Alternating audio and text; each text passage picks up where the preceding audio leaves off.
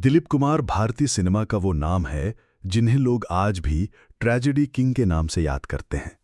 उनका असली नाम मोहम्मद यूसुफ खान था और उनका जन्म 11 दिसंबर 1922 को पाकिस्तान के पेशावर में हुआ था।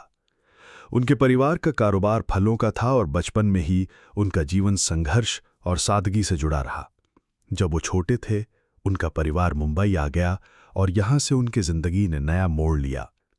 स्कूल और कॉलेज की पढ़ाई के बाद उन्हें काम की तलाश थी और इसी दौरान किस्मत ने उन्हें फिल्मों की ओर खींच लिया। कहते हैं कि बॉम्बे टॉकीज की मालकिन देविका रानी ने उन्हें पहला मौका दिया और उन्हें नया नाम दिलीप कुमार दिया गया। ये नाम ही उनकी पहचान बन गया और आगे चलकर भारतीय सिनेमा का एक ऐसा चेहरा बना जिसने दशकों तक दर्शकों के दिलों पर राज किया। उनकी पहली फिल्म 1944 में आई ज्वार भाटा थी। हालांकि ये फिल्म जरा सफल नहीं रही, लेकिन 1947 में रिलीज हुई जुगनू ने उन्हें रातों रात स्टार बना दिया। दिलीप कुमार अपने अभिनय की गंभीरता और सच्चाई के लिए जाने जाते थे। उस दौर में जब ओवर एक्टिंग आम थी, वो बहुत नेचुरल तरीके से अभिनय करते थे। उनके चेहरे के हाव भाव, आंखों की गहराई और संवाद बोलने का अंदाज दर्शकों को अंदर तक छू जाता था। इसी कारण उन्हें ट्रेजेडी किंग कहा जाने लगा। अंदाज, दीदार, देवदास, मधुमती, गंगा जमुना जैसी फिल्मों ने उनके अभिनय को अमर बना दिया। वो जब पर्दे पर दर्द, मोहब्बत या जुदाई का किरदार निभाते तो लगता था जैसे सब कुछ सच में हो रहा हो। दिलीप कुमार का करियर केवल ट्रेजेडी तक सीमित नहीं रहा। उन्होंने कॉमेडी और एक्शन रोल भी किए और दर्शकों को दिखाया कि वो हर तरह के रोल में फिट हो सकते हैं। राम और श्याम में उनका डबल रोल, कोहिनूर में उनकी हल्की फुल्की कॉमेडी और आज़ाद जैसी फिल्मों ने ये साबित कर दिया कि वो हर रंग में ढल सकते हैं। उनकी निजी जिंदगी भी हमेशा सुर्खियों में रही। कहा जाता है कि उनकी और मधुबाला की प्रेम कहानी उस दौर की सबसे चर्चित कहानियों में से एक थी।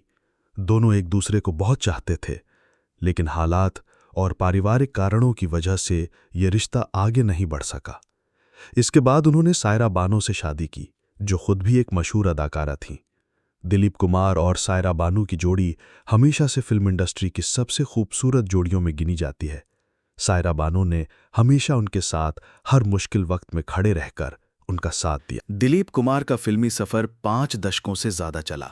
वो ऐसे कलाकार थे जिनके अभिनय की तुलना हॉलीवुड के बेहतरीन अभिनेताओं से की जाती थी। यहां तक कि उन्हें कई बार अंतर्राष्ट्रीय स्तर पर भी सम्मान मिला।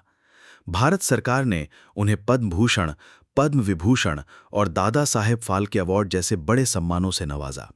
अब अगर बात करें उनकी संपत्ति की, तो दिलीप कुमार केवल फिल्मों से ही नहीं बल्कि अपनी प्रॉपर्टीज और निवेश से भी काफी संपन्न थे। उनकी कुल नेटवर्थ लगभग $85 मिलियन यानी लगभग 627 करोड़ रुपए आकी गई थी। मुंबई के पाली हिल इलाके में उनका मशहूर बंगला था, जो बाद में एक लग्जरी प्रोजेक्ट में बदल दिया गया। इस प्रॉपर्टी की कीमत 155 से 172 करोड़ रुपए तक आकी गई। उनके पास शानदार कार कलेक्शन भी था, जिसमें Rolls Royce Phantom, Mercedes Benz S class और जैगुआर एक्सजे जैसी लग्जरी गाड़ियां शामिल थीं। उनका रहन सहन हमेशा शाही रहा, लेकिन इसके बावजूद वो निजी जीवन में बेहद सादगी पसंद इंसान थे।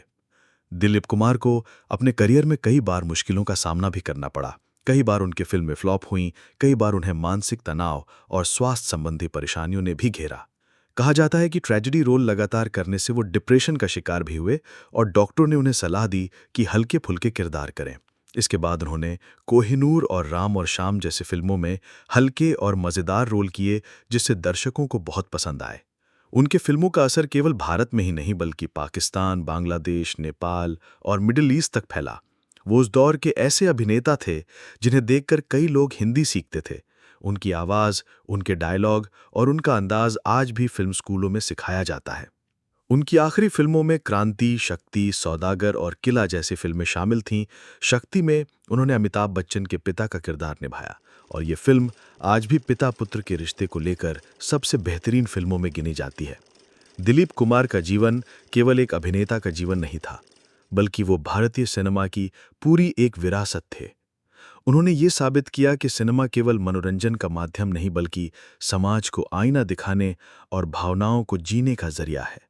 7 जुलाई 2021 को जब उनका निधन हुआ, पूरा भारत शोक में डूब गया। उनके अंतिम संस्कार में बड़े